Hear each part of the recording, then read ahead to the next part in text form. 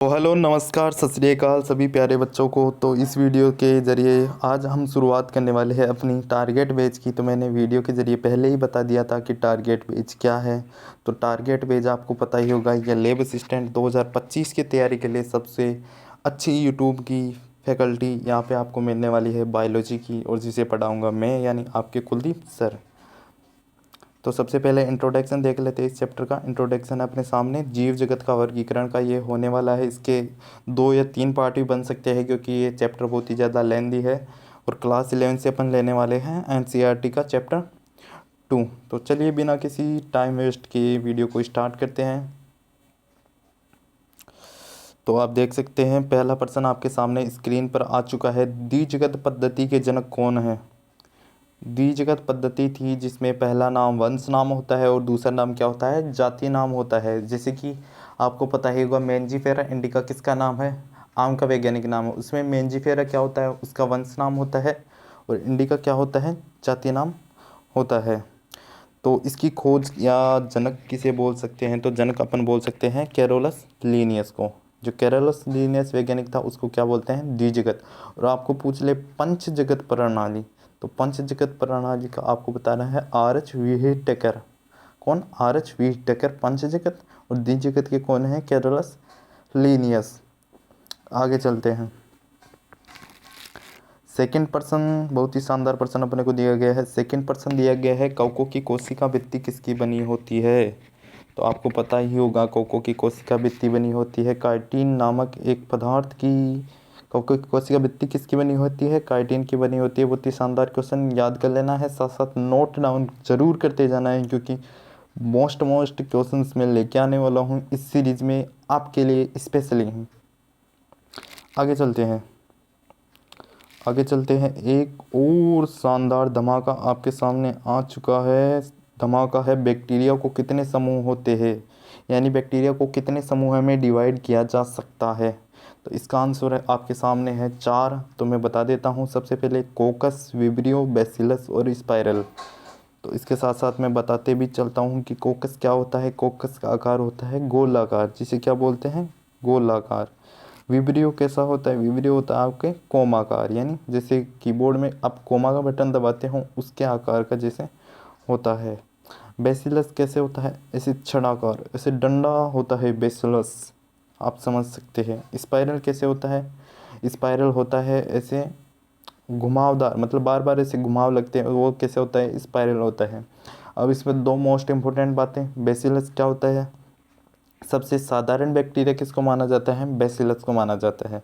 Number 2 point, कोकस क्या होता है? कोकस होता है सबसे छोटा बैक्टीरिया, यानी ऐसे बिंदु के आकार में गोलाकार छोटा सा होता है, तो इसको सबसे छोटा माना जाता है और बैसिलस को सबसे साधारण माना जाता है। इन 2 पॉइंट्स को आपको ज़रूर नोट डाउन करते जाना है। मेरी स्क्रीन थोड़ी छोटी है तो आप समझ सकते हैं, लेकिन आगे चलते हैं।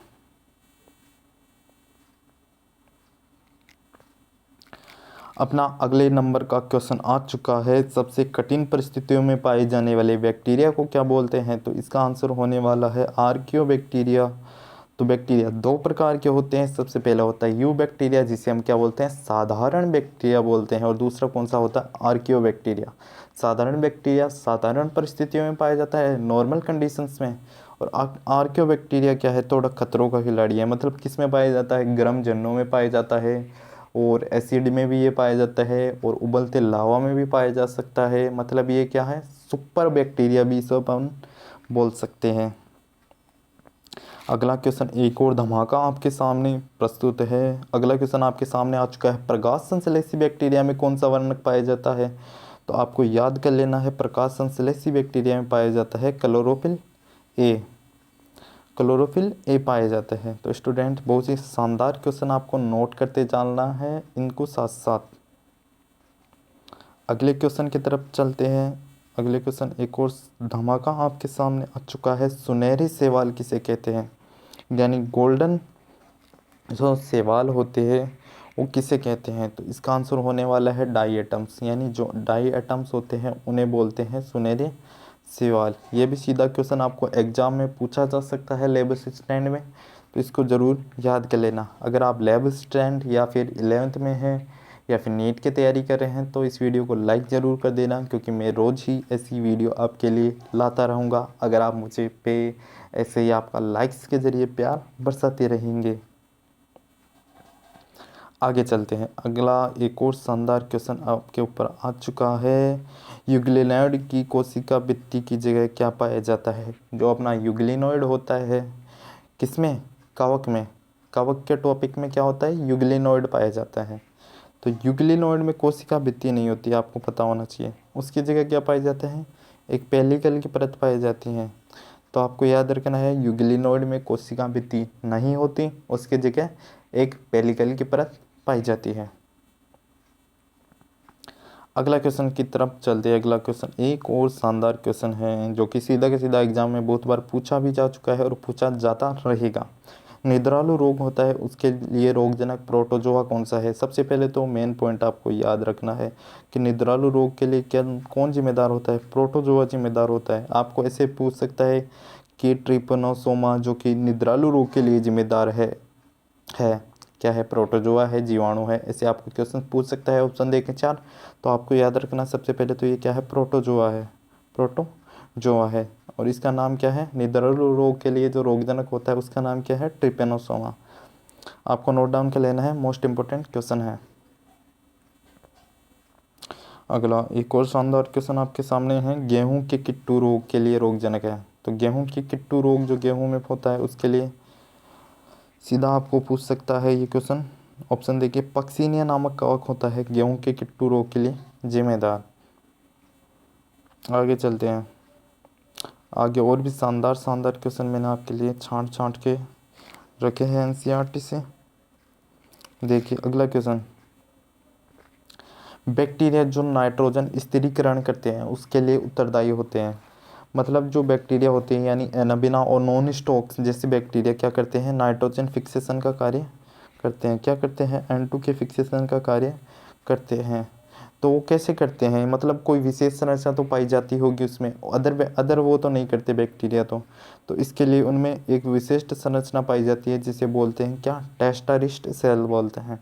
यानी इनमें क्या पाई जाती है? टेस्टारिस्ट सेल पाई जाती है। क्या करने के लिए? नाइट्रोजन फिक्सेशन करने के लिए। तो आपको याद रखना है इसके दो ऑप्शन में मैं बता देता हूँ कौन से बैक्टीरिया नाइट्रोजन फिक्सेशन करते हैं। तो सबसे पहले आपको याद रखना है एनाबिना और नॉन स्टोक क्या करते हैं? नाइट्रोजन फिक्सेशन करते हैं। किसकी सहायता से? टेस्टारिस्ट सेल की सहायता से। आगे चलते हैं। आगे एक और शानदार क्वेश्चन आपके सामने आ चुका है। स्क्रीन को छोटा करना पड़ेगा, तो चलिए स्क्रीन छोटी होगी कोई बात नहीं है, इतना तो मेरे स्टूडेंट्स को भी दिखता है। डाईएटमी सोइल किसे कहते हैं? मतलब डाईएटमी मृदा किसे कहते हैं? तो सबसे पहले तो आपको देखना है डाईएटमी मृदा यानी किससे बनेगी? डाईएटम से ही बनेगी, यानी डाईएटम से ही संबंधित होगी। तो डाईएटमी मृदा किसे बोलते हैं? डाईएटमी मृदा बोलते हैं जो डाईएटम्स होते हैं उनकी कोशिका भित्ति यानी उनके मृत्यु के पश्चात उनकी कोशिका भित्ति क्या होती है? समुद्र या पानी जहाँ पे भी वो रह रहे हैं वहाँ पे क्या होती है? जमा होती जाती है और एक क्या बना लेती है? एक ढेर बना लेती है। उसे क्या अपन क्या बोलते हैं? डाईएटम सोइल बोलते हैं। तो देखिए डाईएटम की कोशिका भित्ति जमा होकर जिस मिट्टी का निर्माण करती है उसे क्या बोलते हैं? अपन डाईएटमी सोइल बोलते हैं। तो और ये सोइल क्यों उपयोगी है? क्योंकि इसका उपयोग पॉलिश होती है उसको बनाने में होता है, वह तेलों के निष्यदन में होता है। तो आपको याद रखना है डाईएटमी सोइल किसे कहते हैं? यानी डाईएटम्स की जो कोशिका भित्ति होती है मरने के पश्चात वो क्या होती है? अवसादित हो जाती है पानी में या जहाँ भी वो आवास में रह रही है उसी जगह पे जो मिट्टी बनती है उसे डाईएटम सॉइल बोलते हैं। अगला क्वेश्चन फिर से डाईएटम से ही संबंधित आ चुका है आपकी स्क्रीन पे। स्क्रीन को थोड़ा सा मैं बड़ा कर लेता हूँ। अगला क्वेश्चन बहुत ही शानदार क्वेश्चन है। डाईएटम की कोशिका भित्ति किसकी बनी होती है? तो अभी मैंने आपको डाईएटम्स के बारे में बताया कि डाईएटम क्या होते हैं, तो डाईएटमी मृदा क्या होती है। तो इससे संबंधित क्वेश्चन ये आ चुका है कि डाईएटम की जो कोशिका भित्ति होती है वो नष्ट क्यों नहीं होती, मतलब उनके मरने के पश्चात में नष्ट क्यों नहीं होती। तो आपको याद रखना है किसकी बनी होती है? सिलिका की बनी होती है। सिलिका का जिसका रासायनिक नाम क्या होता है? SiO2 होता है शायद, क्योंकि मैं केमिस्ट्री कम जानता हूँ तो आपको पता होगा। सिलिका की बनी होती है जिसका रासायनिक नाम क्या होता है? SiO2 होता है। अगला एक और शानदार क्वेश्चन आपकी स्क्रीन के सामने आ चुका है। अगला क्वेश्चन है माइसीलियम क्या होता है। बहुत ही शानदार क्वेश्चन ये भी है। माइसीलियम अपन बोलते हैं जब कवक होते हैं, बहुत सारी कवक एक जगह इकट्ठा हो जाते हैं, मतलब ऐसे बहुत सारे कवक इकट्ठा होकर एक दूसरे से ऐसे मिही धागों की समान संरचना से जुड़े होते हैं, और इस कवक से बने जाल को क्या बोलते हैं, अपन कवक जाल बोलते हैं, और उसको क्या बोलते हैं, माइसीलियम भी बोलते हैं। तो आपको इंग्लिश हिंदी दोनों में याद रखना है, क्योंकि एग्जामिनर आपको कंफ्यूज करने के लिए टर्म्स चेंज करता रहता है हिंदी इंग्लिश में, आपको पता ही है। और लेब असिस्टेंट जैसी कंपटीशन एग्जाम में तो ज़रूर एग्जामिनर ये करने वाला है। अगले क्वेश्चन की तरफ चलते हैं। रोटी का कवक किसे कहते हैं। तो आप जब रोटी को रख देते हैं 2-3 दिन के लिए, तो उस पर एक कवक लग जाता है, ऐसे काला काला से कवक लगता है, उसको क्या बोलते हैं, उसको बोलते हैं राइजोपस कवक। और वो कौन से समूह से आता है, वो आता है फाइकोमाइसीटीज समूह से आता है। आपको याद रखना है, बहुत ही शानदार क्वेश्चन है, इसको नोट डाउन कर लीजिए डबल स्टार लगा के। ऐसे क्वेश्चन बहुत से पूछे जा रहे हैं अभी एग्जाम्स में। अगले क्वेश्चन की तरफ चलते हैं। अगला क्वेश्चन भी शानदार क्वेश्चन आपके सामने है। थैली फंजाई किसे बोलते हैं। तो इसका साधारण सा आप आंसर लिख लेना है। जो एस्केमाइसीटी जो समूह होता है कवक का, कवक में आपको याद रखना है कौन कौन से समूह होते हैं, आपको तो पता ही होगा, फाइकोमाइसीटीज, एस्कोमाइसीटीज ऐसे समूह होते हैं। तो उसमें जो एस्केमाइसीटीज समूह होता है उसके कवक को क्या बोलते हैं, थैली फंजाई बोलते हैं। थैली वो वाली थैली नहीं, सामान वाली से थैली नहीं, थैली फंजाई बोलते हैं इनको, याद रखना है। थोड़ी बहुत मजाक भी कर लेता हूँ मैं क्लास में। और लास्ट में आपको देने वाला हूँ एक शानदार सा टास्क कि पार्ट 2 आपका जल्द आने वाला है, तो उसका वेट ज़रूर करिएगा, भूल मत जाना मेरे को। आपका साइंस इंजेक्टर हूँ, शाहरुख खान नहीं हूँ, साइंस इंजेक्टर हूँ। तो याद रखना, मैं शाहरुख नहीं, साइंस इंजेक्टर हूँ। और इस वीडियो का लाइक कैम में रख रहा हूँ ओनली 20 लाइक, मुझे पता है आप कर दोगे। तो thank you, good bye, tata bye, सो जाओ।